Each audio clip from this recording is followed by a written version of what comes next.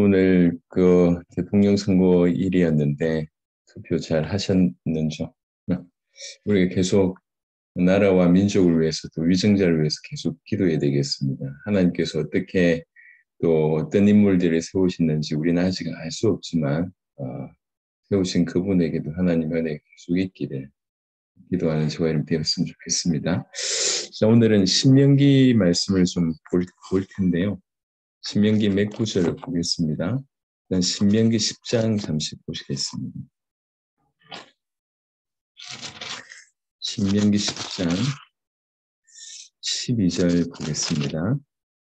신명기 10장 12절 13절 이스라엘아 네 하나님 여호와께서 너에게 요구하시는 것이 무엇이냐 곧 네 하나님 여호와를 경외하며 그의 모든 도를 행하고 그를 사랑하며 마음을 다하고 뜻을 다하여 네 하나님 여호와를 섬기고 내가 오늘 네 행복을 위하여 너에게 명하는 여호와의 명령과 규례를 지킬 것이 아니냐.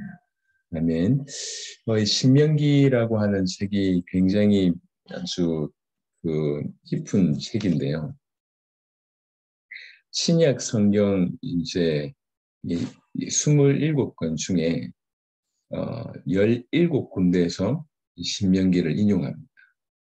그러니까 이제 신약 성경이 27권인데 그 중에 17권에서 신명기를 인용할 정도이고 결정적으로 예수님께서 이제 사단에게 시험을 받으실 때 그 세 가지로 시험 받으실 때 신명기의 말씀들로 다 이제 승리하시죠.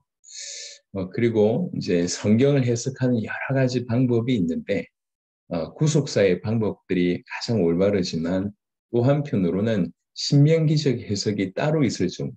이 신명기적 해석은 뭐냐면 이 언약을 지키고 순종하면 복을 받고 그렇지 않으면 저주받는 신명기 28장을 기준으로 해서 신명기적으로 해석하는 그런 것도 있습니다. 이 신명기적으로 해석할 정도로 사실은 굉장히 신명기가 차지하는 그런 비율이 크죠.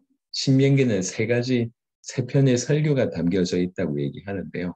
이제 굳이 구분하면 1장 1절부터 4장 43절, 여기 첫 번째 설교고, 4장 44절부터 26장까지 두 번째, 27장부터 30장 세 번째 설교 끝나고 31장부터 34장까지는 결론 이렇게 볼 수가 있는데 이 세 편의 설교가 담겨져 있어요.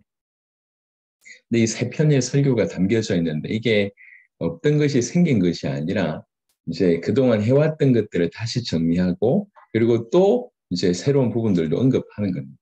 그러니까 이제 신명기 돼 있잖아요. 한자로 얘기하자면 신이라고 하는 이것이 이 단어가 거듭 내지는 다시 이런 뜻입니다. 명은 계명을 얘기하는 거죠. 그러니까 계명을 다시 언급하는 책 이렇게 보는 겁니다. 헬라어로는 그 단어가 어떤 단어냐면 율법의 반복 내지는 두 번째 율법 이런 겁니다.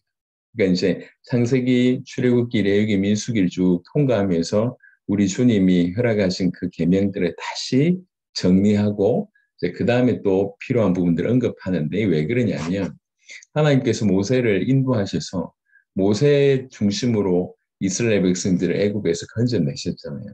근데 이제 하나님께서 그 약속의 땅에 들어가는 걸 허락지 않으세요. 본인은 못 들어가는 상황이 벌어진 거죠. 그리고 이제 들어가야 될 사람들은 나올 때 사람하고 다른 사람이 들어가는 거예요. 그러니까 출애굽의 기적을 경험했던 사람들 중에는 20세 이상 남자들 다 죽지 않습니까? 여호수아와 갈렙만 남기고 다 죽어요. 물론 그때 어린아이였던 사람들은 다 경험을 했겠지만 싸움할 만한 계수했던 60만 명은 다 죽습니다. 그러니까 나올 때 있었던 분들은 없고 새로 태어난 아니면 새로 난 사람들 중심으로 들어가야 돼요. 그러니까 지나간 이스라엘의 어떤 그런 조상들의 어떤 실수들, 실패들을 다시 언급을 하면서 이제 약속의 땅에서는 꼭 승리할 것에 대한 얘기를 하는 거예요. 그러니까 이제 이 율법은 어떻게 보면 지나온 것들에 대한 복습과 또 가나안 땅에 대한 어떤 예습이 같이 담겨져 있죠. 하지만 모세도 알고 있습니다. 신명기 31장에 가면 결국 니네들도 언약을 어기게 될 것이다. 그럼에도 불구하고 하나님을 사랑해라. 왜 그러냐면 그렇게 너희가 언약을 어길 줄도 알매도 불구하고 너희를 사랑하기 때문에 사랑해요. 이렇게 이제 신명기가 크게 얘기가 되고 있습니다. 몇 가지 교훈들이 이제 그 안에 있죠. 신명기의 설교들, 그 다음에 그 안에 있는 언약들은 굉장히 디테일하게 많습니다. 하지만 이제 두드러진 것은 하나님만이 예배의 대상이다. 이렇게 얘기해요. 그래서 단호하게 우상을 척결할 것을, 우상 숭배를 건절할 것에 대한 얘기를 합니다. 그리고 하나님께 예배할 것에 대해서 얘기하되 특별한 장소에서 예배 드릴 것을 얘기해요. 그게 성막입니다. 하나님이 말씀하신 그 장소에서 예배 드릴 것. 성막 중심으로 예배 드릴 것에 대해서 언급을 하시죠. 그리고 나서는 하나님은 살아계시다. 죽은 하나님이 아니다. 살아계신 하나님이시다. 하나님을 살아계신 하나님께 예배드리고 그리고 그 하나님 말씀에 순종하면 복을 받고 불순종하면 저주받을 것이다. 그리고 맨 마지막에는 그러니 너희가 결단해라. 이렇게 크게 얘기해 볼 수가 있습니다. 그런데 오늘은 그 중에도 가장 중심적인 사상이 있는데 그 중심 사상이 뭐냐면 오늘 신명기 10장에 읽었던 요 내용입니다. 이스라엘아 네 하나님 여호와께서 너에게 요구하신 것이 무엇이냐 곧 네 하나님 여호와를 경외하며 경외하기 때문에 그의 모든 도를 행하고 그를 사랑하며 마음을 다하고 뜻을 다하여 네 하나님 여호와를 섬기고 내가 오늘 네 행복을 위하여 너에게 명하는 여호와의 명령과 규례를 지킬 것이 아니냐 이렇게 되어 있습니다. 그러니까 그 밑에 계속 이제 배경으로 흘러가는 부분들은 뭐냐면 진실로 하나님을 섬겨라. 하나님을 경외해라. 이 부분들이 담겨져 있습니다. 이것 때문에 조금 더 구체적으로 어떤 율법을 정리하기도 하고 체계화하기도 하고 어떻게 경외할 수 있는지를 얘기해 쭉 하는 거예요. 여호와를 경외해라. 그래서 우리가 이제 신앙생활을 계속 해오면서 이게 어떻게 보면 이제 아주 세밀한 것을 연구하다가 큰 것을 놓치는 경우들이 많고 어떤 해야 되냐 말아야 되냐의 어떤 그 기준 때문에 고민하다가 진짜 중요한 거를 놓치는 그런 경우들이 많습니다. 이제 우리 시야 자체가 너무 좁아서 그렇겠죠. 근데 성경은 계속 하나님은 어떤 분이시냐? 하나님이 우리에게 어떤 은혜를 허락하셨냐? 그러니 우리는 어떻게 그 하나님을 섬겨야 되냐? 이게 기본적으로 계속 흘러가고 있습니다. 그러니까 구약적인 용어로 얘기하자면 여호와를 경외할 것에 대해서 계속 언급하고 있습니다. 정말 그분을 사랑하고 또 동시에 그분을 두려워할 것은. 이거는 무섭다 이런 차원이 아니라 정말로 존경하고 또 한편으로는 그것 때문에 참으로 두려워하는 참된 경외가 우리 가운데 있어야 될 것에 대해서 얘기를 계속하고 있습니다. 신명기에 특별히 그런 구절이 여러 번 언급되어 있는데요. 14장 잠시 보겠습니다. 14장 22절부터 보시면요. 14장 22절부터 보면 너는 마땅히 매년 토지 소산의 11조를 드릴 것이며 네 하나님 여호와 앞 곧 여호와께서 그의 이름을 두시려고 택하신 곳에서 네 곡식과 포도주와 기름의 11조를 먹으며 또 네 소와 양의 처음 난 것을 먹고 네 하나님 여호와 경외하기를 항상 배울 것이며 22절부터 29절까지는 11조에 관한 얘기를 합니다. 이제 보통 11조에 대한 개념은 이미 아브라함과 야곱의 때에도 있었습니다. 그래 아시듯이 아브라함이 멜기세덱에게 10의 1을 보내놨던 그런 거나 이미 존재했었던데 이제 규례로 나온 거는 레위기 27장부터 이제 이렇게 27장 30절부터 32절의 규례로 나와 있습니다. 그러니까 백성들의 10의 1을 레위에게 드리고 레위 자손에게 드리고 레위 자손의 11조를 제사장들에게 드리는 이런 구조로 되어 있습니다. 그래서 10의 1을 드릴 것을 얘기하고 그 11조에 관해서 이 얘기를 지금 하고 있습니다. 11조를 가지고 올라가서 예루살렘 성전에 올라가서 일부분을 소제를 드리고 나머지는 이제 나머지 중 일부를 음식을 먹고 주변 나머지 분들 특히 레위인들하고 같이 이제 나눠 먹고 그들에게 줄 것에 대한 얘기를 이제 쭉 하고 있는 거예요. 그런데 이제 여기서 11조가 포커스인 것 같지만 사실 뭔 얘기를 하고 있냐면 이제 너는 마땅히 매년 토지 소산의 11조를 드릴 것이며 해놓고 23절에 보니까 또 네 소와 양의 처음 난 것을 먹고 네 하나님 여호와 경외하기를 항상 배울 것이니라. 11조와 여호와를 경외하고 하나님을 경외하는 부분들이 맞닿아 있다는 거예요. 여러분 11조의 의미는 뭐냐면 10의 1을 드려야 됩니다라고 하는 의미도 있지만 11조의 원래 의미는 하나님이 우리에게 모든 것을 주셨잖아요. 하나님이 우리에게 모든 것을 주셨기 때문에 당연히 우리가 모든 것을 주님 앞에 드려야 된다. 그분이 목숨으로 생명으로 우리에게 놀라운 것을 허락하셨기 때문에 우리 모든 것이 그분의 것이고 그분이 우리의 주인이시며 우리는 이 땅에 그냥 청직이기 때문에 우리 모든 것이 그분의 것이다라고 인정하는 것이 10의 1을 드리는 겁니다. 근데 우리가 이 땅에서 살아야 되잖아요. 전부를 드려야 마땅하지만 이 땅에서 살아야 되니까 전부를 드리는 마음으로 10의 1을 드리는 거예요. 이게 11조의 의미입니다. 근데 이거 가지고 지금 세금을 떼고 드려야 됩니까? 안 떼고 드려야 됩니까? 이런 얘기들이 있고 이제 11조는 구약의 사상이다. 이래가지고 지금 11조 안 해도 된다. 그 유튜브에 보니까요. 조회수가 몇십만 명이에요. 몇백만 명. 11조 안 해도 된다. 이렇게 얘기하니까 그것도 성경으로 뒤적거리면서 그 얘기하니까 안 그래도 안 하고 싶었는데 뭔가 이제 이렇게 이렇게 목사님이 말씀을 풀어주니까 얼마나 시원합니까? 그래가지고 그거 보고 은혜 받고 여러분 우리가 이렇게 약합니다. 우리의 돈 몇 푼에 하나님이 좌우지되지 않는데 하나님이 10의 1을 허락하신 것은 뭐냐면 딴 게 아니라 우리가 인정하라는 거죠. 그러니까 10의 1을 드리면 우리는 남들은 10으로 사지만 우리는 9로 살잖아요. 엄밀하게 얘기하면 9로 삽니까? 8로 7로 살잖아요. 11조 말고 많은 것을 드리니까. 그러니까 그런 걸 그렇게 살면서도 불구하고 하나님 세우심을 또 맛볼 것에 대해서 말씀을 하고 계신 겁니다. 그러니까 10의 1을 드리는 그 마음 자체, 우리 모든 것이 주님의 것입니다. 주님을 인정하는 거지 않습니까? 이게 뭘 얘기하는 겁니까? 이게 여호와를 경외하는 거예요. 11조를 드린다, 돈을 드린다 이 얘기가 아니고 진실로 여호와를 경외하기 때문에 또 내 모든 것이 주의 것이고 내 인생 자체, 내 목숨 자체가 그분의 것이기 때문에 그분에게 내 인생 전체를 돌려드립니다. 내 인생 전체를 그분에게 드립니다. 이게 여호와를 경외하는 것이라는 거죠. 그러니까 10의 1조라고 얘기할 때 특별히 물질이잖아요. 이 세상에서 정말 물질은 굉장히 강력한 힘을 발휘합니다. 적지 않은 목회자들이 결국 물질의 시험에서 넘어지는 경우들이 많아요. 한편으로는 네, 너무 가난하게 살거든요. 목회자들이 이제 이렇게 교회가 이렇게 조금 여유가 없는 경우들이 많아요. 우리나라의 개척교회 수준이 80% 이상이라 그러잖아요. 지금 코로나 이후에는 더 그런데 목회자들이 경제적 여유가 없습니다. 대부분 목회자들은. 그러다 보니까 이게 마음이 좁아져요.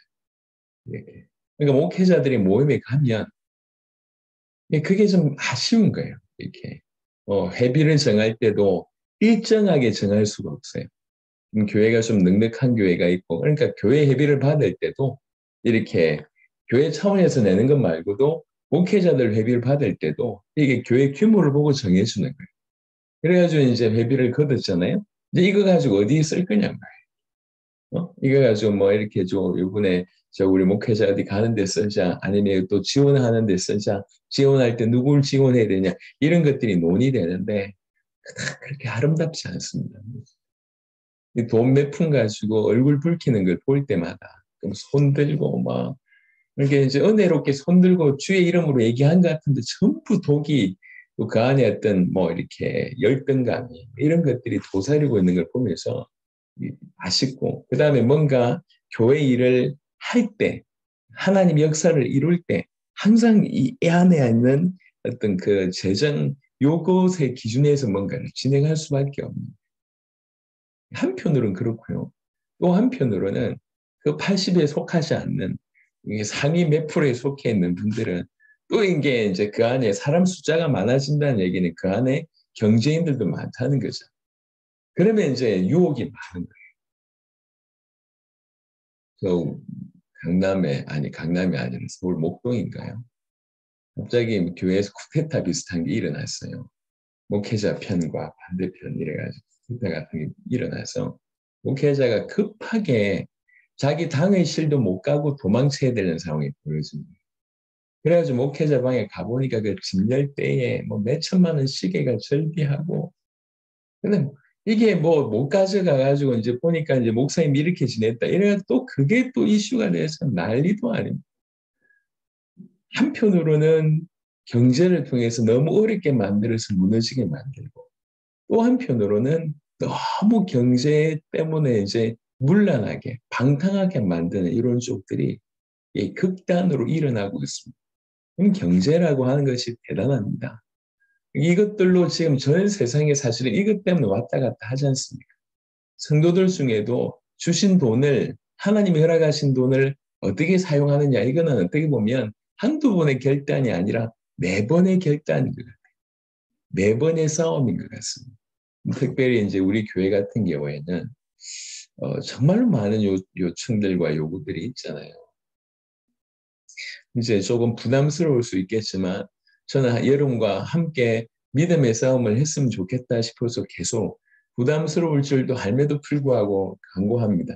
사실 여러분에게 광고하는 것은 후원의 요청을 하는 것은 어, 이제 그것 말고도 꽤 많은 부분이 뒤에서 처리됩니다. 이제 사역적인 측면만 저희가 올리고요. 사역적인 측면이 아닌 거 이런 것들은 어떻게든 밑에서 수면 밑에서 감당해 보려고 발붙이고 있어요. 개인의 뭐 객관적으로 개인의 어떤 뭐 가정의 어려움들 아니면 뭐 질병 때문에 아니면 학자금 때문에 피치 못해서 이렇게 도움 요청하는 경우들이 있잖아요.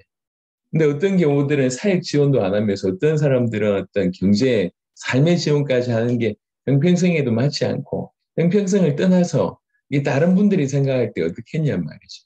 그래서 사역적인 측면만 올리고 나머지 어려워서 요청해온 부분들은 어떻게든 밑에서 이제 감당을 해보려고 발버둥 치고 있습니다. 그럼에도 불구하고 얼마 전에 그 우리 아프가니스탄에 탈출하다가 다리에 총 맞은 아이, 그래서 다리가 이제 제대로 조치를 못 해가지고 다시 올바로 수술하지 않으면 다리를 잘라내야 될 그런 상황에 급하게 요청한 거를 제가 올렸는데도 그 자리에서 참 우리 성도들이 너무 그냥 금요일날 얘기했는데 금요일 저녁에 그분들이 요구하는 부분들이 다 채워졌어요. 그리고 이제 우크라이나가 저 사태를 보고 어떻게 좀 도울 수 없을까 싶은데 이 헤브론을 통해서 그 활동하는 선교사님 얘기를 듣고 제가 듣자마자 정리해서 올렸는데 또 우리 성도들이 동참해 주시고 감사한 것 같습니다. 여러분 우리 교회는 특별히 그렇잖아요. 계속 이게 한두 번이 아니라 계속 믿음으로 도전해야 돼요. 우리가 여유가 있다고 하면 뭐 얼마든지 낼 수 있는데 그렇지 않잖아요. 그러니까 할 수 있는 대로 기도하면서 기도를 쌓고 또 우리가 할 수 있는 적은 액수라도 동참을 하고 이런 것들이 계속 쌓여져 가는 게 표면적으로 볼 때는 앞에 놓여 있는 부분들을 해결하는 의미가 있지만 이면적으로 볼 때는 하나님이 그걸 원하십니다. 계속 경제 부분에 우리가 뛰어넘기를, 경제의 수준에서 뛰어넘기를. 여러분, 경제에서 수준 뛰어넘지 않으면 경제인들 앞에 섰을 때 눌릴 수밖에 없어요. 엄청난 경제인들 앞에 섰을 때 주눅들 수밖에 없거든. 근데 우리가 경제에서 좀 뛰어넘었고 이 사람이 같이 가도 괜찮고 안 가도 괜찮다고 얘기하면 우리가 주눅들 필요 없이 오히려 더 선명하게 복음을 전할 수 있고 복음으로 그들을 견인할 수 있잖아요. 근데 경제의 그런 부분을 훈련받지 않으면 이제 경제인이 뭐 교회 안에 성도들 중에도 돈을 좀 버는 사람이 갑자기 교회 떠날까 그런 목회자들이 벌벌벌 뜹니다. 그리고 오히려 이 사람이 한마디 말에 교회가 움직여지는 이런 일이 벌어져요. 많은 사역과 연결되어 있습니다. 특별히 사역자들이 경제 부분을 뛰어넘는다고 하는 것은 이거는 여러분들이 정말 기도를 해주셔야 될 그런 부분입니다. 마찬가지로 성도들도 여러분 우리가 복음으로 세계복음하지 경제는 어떻게 보면 도구 아닙니까? 근데 도구가 없어서 세계복음 못한다. 물론 그 말도 맞지만 사실은 결단적으로 결정적으로 얘기하자면 그게 100% 맞는 말은 아니거든.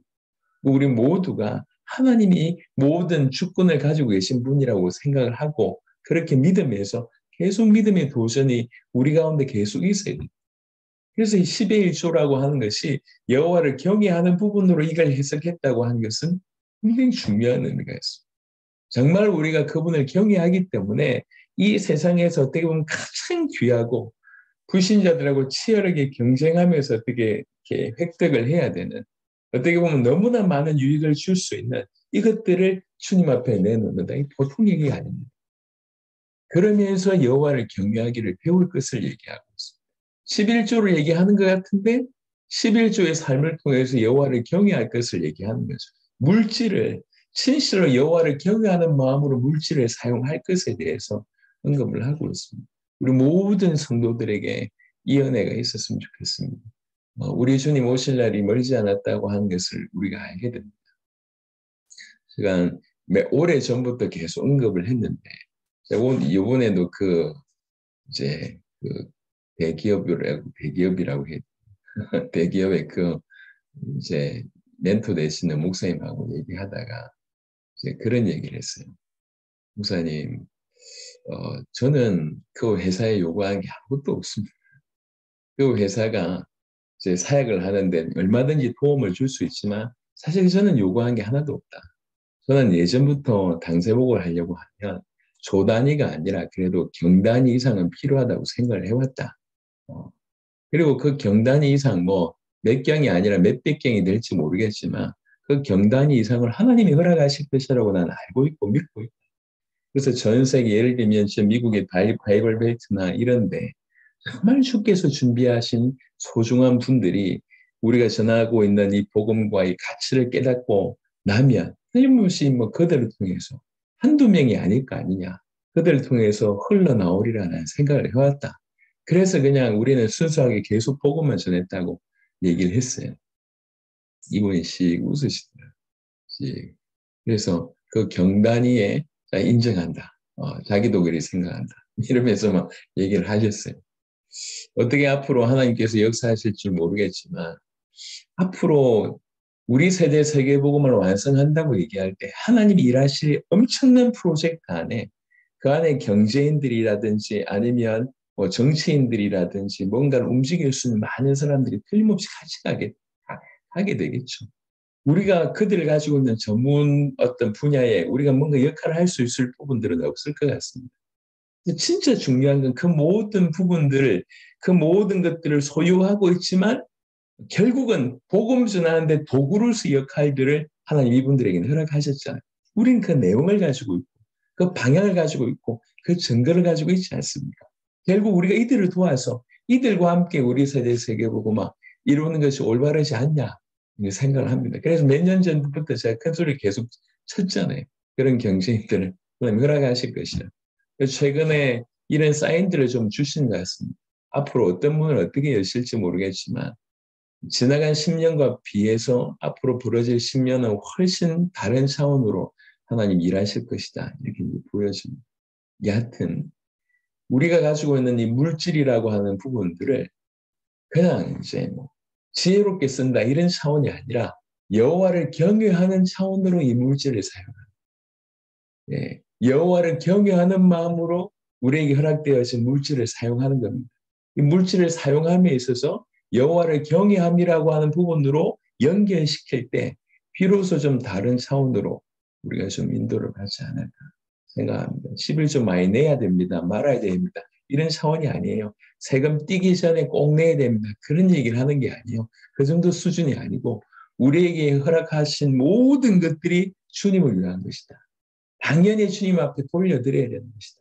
주님의 주권을 인정하고 그분이 원하신다고 할 때 모든 것을 드리는 행위로 우리는 10의 1을 드리는 것이다. 이런 행위 자체가 10의 1을 드리는 것 자체가 사실은 그러함으로 물질을 우리 주님을 위해서 드리는 여호와를 경외함으로 드리는 거라고 하는 것이죠. 그래서 우리 모두가 우리 성도들에게 이런 깊은 어떤 도전들이 있었으면 좋겠습니다. 그래서 이 일을 통해서 네 하나님 여호와 경외하기를 항상 배울 것이니라. 항상. 그래서 여러분에게 주어진 그 소중한 물질로 무엇보다도 하나님을 경외하는데 그 귀중한 물질이 정말 쓰임받을 수 있다. 하나님을 경외하는 마음으로 그 물질을 사용할 수 있게 되기를 정말 그리스도 예수 이름으로 축원합니다. 최근에 여러 도움이 필요한 것들이 너무 많이 생기더라고요. 그래서 기도하면서 이걸 좀 어떻게 도울까? 이걸 어떻게 좀 섬길까? 이제 이게 넉넉하다고 하면 고민이 안 되겠지만 이제 넉넉하지 않기 때문에 기도하게 되고 그런 중에 조금 허락하신 것들을 귀하게 도전하게 되고 이렇게 되는 겁니다. 근데 그 안에서 주시는 주와 복음을 위해서 우리 자신을 드렸을 때 주시는 그 은혜가 참 큰 것 같습니다. 예, 여러분의 여호와를 경외하는 마음으로 여러분의 물질을 사용할 수 있게 되길 바랍니다. 신명기 17장에는 또 이런 얘기가 있습니다. 신명기 17장 18절부터 20절에 그가 왕위에 오르거든 이 율법서의 등사본을 레위 사람 제사장 앞에서 책에 기록하여 평생에 자기 옆에 두고 읽어 그의 하나님 여호와 경외하기를 배우며 이 율법의 모든 말과 이 규례를 지켜 행할 것이라. 그리하면 그의 마음이 그의 형제 위에 교만하지 아니하고 이 명령에서 떠나 좌로나 우로나 치우치지 아니하리니 이스라엘 중에서 그와 그의 자손이 왕위에 있는 날이 장구하리라. 왕이 세워지는 때에 이렇게 하라. 말씀을 드립니다. 왕이 세워질 때 그 왕에게 해야 될 최고가 뭐냐? 빨리 저 율법을 다 등사해서 그 사람 앞에 갖다 줘서 그 율법을 주야로 그 율법책을 두고 평생 자기 옆에 계속 그것을 두고 읽으면서 이걸 통해서 그의 하나님 여호와 경외하기를 그가 배우도록 해라. 지금 왕이 세워질 때 그 왕이 해야 될 게 뭡니까? 이제 하나님의 말씀을 통해서 하나님 경외하기를 그렇게 그것을 배울 수 있도록 왕에게 가르쳐라. 이 얘기를 지금 하는 겁니다. 참 우리나라 대통령이 바로 이런 자가 되기를 또 이런 자가 앞으로 세워지기를 지금 보니까 그닥 하나님의 사람이 잘 보이지는 않는데 얕은 이런 일들이 계속 일어났으면 좋겠습니다. 비단 왕들뿐만 아니라 나라의 뭐 정치인들, 지도자들, 리더뿐만 아니라 교회 안에도 마찬가지입니다. 우리가 사역자로서 뭔가 교회를 끌고 가는 역할을 한다고 할 때 동일한 말씀이에요. 우리가 먼저 하나님 앞에서 하나님 말씀을 가까이 하면서 우리가 먼저 그 하나님 말씀을 통해서 여호와 하나님이 경외하는 법을 우리가 배워요. 신앙생활 오래 했습니다. 그거 말고 신앙생활 오래 한 줄 누가 모릅니까? 신앙생활 오래 했지만 여호와 경외하는데 아직 초보인 경우들이 너무 많잖아요. 정말 주님을 경외하는 데는 너무 서투른 경우들이 너무 많지 않습니까? 신앙생활 오래 했지만 전부 자기 중심이라. 신앙생활 오래 했지만 전부 그냥 철없는 경험 위주로 한다고 하면 이게 아닐 거 아니에요. 앞에 선 지도자가 더욱 주님을 경외하는 마음으로 가야 됩니다. 예. 우리가 이제 앞으로 쭉 같이 가잖아요. 주의 종이 먼저 주님을 경외하는 모습, 장로님들이 먼저 주님을 경외하는 모습들이 보여져야 돼요. 그러니까 그 목회자들과 장로님들의 모습을 보고 청년들이 도전을 받고 성도들이 도전을 받고 저 밑에 아이들이 도전받는 이런 일들이 계속 일어나야지 그게 올바르지 않냐는 것입니다. 이 청년들이 특별히 청년들의 롤 모델 중에 하나는 뭐냐면 목회자들도 그렇지만 청년들의 롤 모델 중에 하나는 장로님들이에요. 왜 그러냐면 어떻게 보면 목회는 그 여러 분야 중에 한 일부분이잖아요. 모든 사람이 목회자 될 수 없을 거 아니에요. 모든 사람들은 장로님의 삶처럼 잡을 가지고 있고 자기 역할들을 감당하면서 교회를 섬기는 그런 역할을 해야 돼요. 그러니까 장로님들이 교회 모델이 돼야 돼요. 청년들의 모델이 돼야 돼요. 나는 커서 저런 장로님처럼 돼야지. 이게 되어져야 돼요. 저런 권사님처럼 되어져야지. 이게 맞습니다. 뭐 좀 나아가서는 저런 교육자가 되어져야지. 이게 맞습니다. 앞에 지도자들은 성경을 많이 읽고 교회 봉사를 많이 하고 다 맞는데 여러분 교회 봉사를 그렇게 많이 했는데도 지난번에 너무 마음을 좀 애타는 일이 있었어요. 월요 모임에 우리 저 마이크 목사님 오셔가지고 강의했을 때 그 강의 끝나고 나서 그 선교사님들 중에 연세 많으신 여자분이 막 따지는 거예요. 응? 그럼 당신이 이전에 복음이 없었다는 얘기냐? 그러면 우리 선교사님들 복음 없다니. 제가 볼 때 너무 그 수준이 이게 따지는 수준이 말이 안 돼요. 왜 화를 냈는지도 모르겠고 제가 엄청 참았습니다. 제가 왜 이렇게 선교사님들 때문에 엄청 제가 참았는데 그런 생각을 했어요. 수십 년 그 뭔가 교회 안에 있으면서 이제 뭐 선교사님들 중에는 어른이라고 하시는 분, 저말 정도로 저렇게 일을 못하나?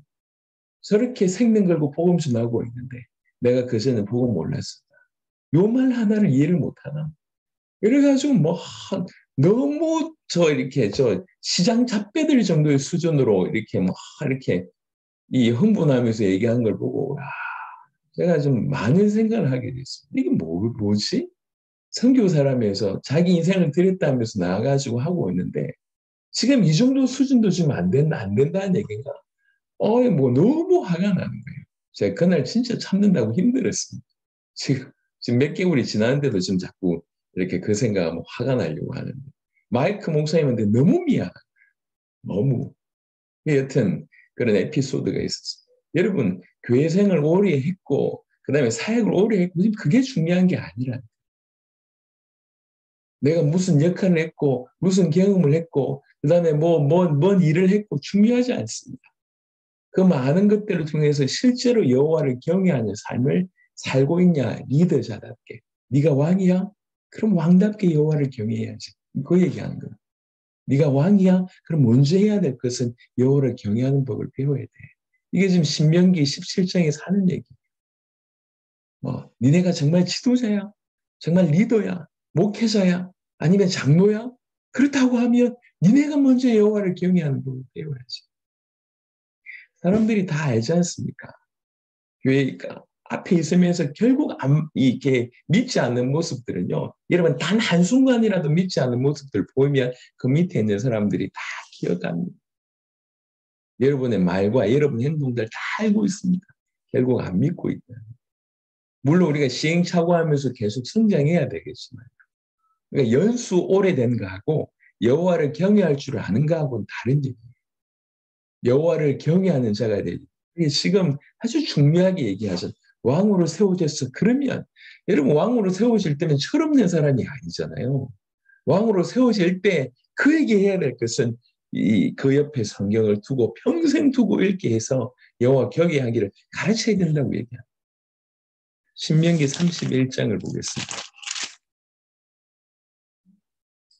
신명기 31장 12절 13절 9절부터 아예 그냥 보겠습니다. 신명기 31장 9절부터 쭉 보세요. 또 모세가 이 율법을 써서 여호와의 언약궤를 매는 레위 자손 제사장들과 이스라엘 모든 장로에게 주어 모세가 그들에게 명령하여 이르기를 매 7년 끝해 곧 면제년의 초막절에 온 이스라엘이 네 하나님 여호와 앞 그가 택하신 곳에 모일 때 7년에 한 번 모이라고 하는 겁니다. 이 율법을 낭독하여 온 이스라엘에게 듣게 할지니 곧 백성의 남녀와 어린이와 네 성읍 안에 거류하는 타국인을 모으고 그러니까 이제 싸움할 만한 남자뿐만 아니라 여자와 어린이와 심지어 거류하는 타국인을 모으고 그들에게 듣고 배우고 네 하나님 여호와를 경외하며 이 율법의 모든 말씀을 지켜 행하게 하고 또 너희가 요단을 건너가서 차지할 땅에 거주할 동안에 이 말씀을 알지 못하는 그들의 자녀에게 듣고 네 하나님 여호와 경외하기를 배우게 할지니라. 이 땅에 있는 모든 백성뿐만 아니라 저 건너가서 하나님을 알지 못하는 그들에게도 하나님 알게 하고 복음 전해서 그들도 여호와를 경외하기를 배우게 할지니라라고 되어 있습니다. 신명기에 아주 유유하게 흐르고 있는 아주 큰 메시지입니다. 모든 백성이 어린이와 심지어 타국민이라도 아직 하나님을 알지 못하는 저들에게도 가르쳐서 들어서 여호와 경외하기를 배우게 해야 된다. 우리 가정에도 마찬가지고 공동체에도 마찬가지입니다. 예수 믿으면 구원받습니다. 예수 믿으면 천국 갑니다. 그건 시작 아닙니까? 시작. 진실로 예수 믿는 자의 삶을 시작하는 거죠. 정말로 예수의 이름으로 우리가 하나님을 만났다고 하면 하나님 만남에서 끝나는 게 아니잖아요. 하나님 만났으니까 나 이제 생명 얻었고 나 이제 구원받았고 난 천국 가니까 끝. 그게 아니잖아요. 그때부터 진실로 하나님과의 관계가 시작되는 거 아닙니까? 진실한 관계. 이 관계는 어떤 식으로 되냐면 하나님은 우리의 예배의 대상이 되고 우리는 그분에게 예배드리는 자, 다른 말로 경외하는 자로서의 관계가 회복되어야 됩니다. 우리 모두가 여호와를 경외하는 삶을 살아야 돼요. 이 여호와의 경외함은 한 번으로 끝나는 것이 아니라 조금 전에 왕들에게 가르쳤던 것처럼 평생 자기 옆에 두고 읽어서 계속 하나님 여호와를 경외하기를 배워나가는 거예요. 계속 배워나가는 거예요. 이전보다 지금 더 여호와를 사모하며 우리 하나님을 사모하며 그분을 경외하는 마음, 그분을 높이는 마음으로, 그분을 두려워하는 마음으로, 그분에게 영광 돌리는 마음으로 살아가는 겁니다. 그게 신앙생활입니다. 그러면 점점 우리가 신앙생활의 비밀이 될 것이 아니냐는 거죠. 그 여호와를 경외하고 여호와를 높이는 마음들이 너무 커질 거 아니냐는 거죠. 그럴 때 우리 인생은 분명히 달라지리라 생각을 합니다. 최근에 여하튼 하나님께서 또 세계복음화를 앞당기실 것을 생각하니까 마음에 여러모로 많이 유익이 있습니다. 이제 코로나가 어느 정도로 어떤 형태로든지 코로나를 넘어서서 우리가 사역할 수 있는 날이 좀 가까이 오고 있고 그동안 코로나 기간 동안에 누가 신실한 분인지 그렇지 않은지 해외 제자들 가운데 어느 정도 구분이 되어져서 이제 그분들 그 나라 중심으로 뻗어가면 될 것에 대해서 많은 것들이 좀 보여졌고 또 한편으로는 뻗어나갈 수 있는 여러 발판들을 하나님 만드시는 거예요. 국내 국외로. 선교사님들을 우리에게 붙여주신 것 또한 너무 유익합니다. 또 뭐 이미수 목사님뿐만 아니라 김용희 선교사님 분들 그리고 뭐 우리나라의 장애 사역할 수 있는 부분들 그다음에 경제인들 CBMC를 비롯해서 또 이렇게 경제 부분에 또 준비된 부분들 우리는 이건 사인이잖아요. 이분들이 꼭 우리가 100% 동력하고 안 하고는 두 번째 문제입니다. 좀 크게 눈을 뜨세요. 우리가 가지고 있는 복음과 주님 다시 오신다고 하는 방향은 이분들이 있어도 되고 없어도 됩니다. 하지만 틀림없이 이것은 이루어질 일이기 때문에 같이 동력하면 좋지만 그렇지 않는다 할지라도 이것 자체가 귀중하고 이것 자체가 소중하기 때문에 하나님 하시겠다고 하는 것으로 우리가 깨달으면 되는 것이죠. 그러면 우리가 더 믿음의 눈을 떼서 더 크게 이제 더 행보를 할 수 있다는 것입니다. 굉장히 빠른 속도로 우리 세대의 세계복음만 이루어지리라 생각합니다. 그러니 더더욱 교만하지 않고 참으로 지금까지 우리를 인도하셨고 앞으로 약속하신 날까지 우리를 인도하실 그 하나님을 겸손하게 섬기는 여호와를 경외하는 왕이라도 여호와를 경외해야 됩니다. 모든 백성들 여호와를 경외해야 됩니다. 물질을 통해서 여호와를 경외해야 됩니다. 정말 여호와를 경외하는 이거 우리 주님이 진실로 요구하신다고 말씀하셨습니다. 그래서 모든 주의 백성들, 우리 성도들에게 참으로 여호와를 경외하기를 계속 배워나갑니다. 여호와를 경외하는 삶으로 행복해지게 되기를 신명기의 귀중한 말씀들이 우리 가슴에 깊이 새겨지게 되기를 그리스도 예수 이름으로 축원합니다.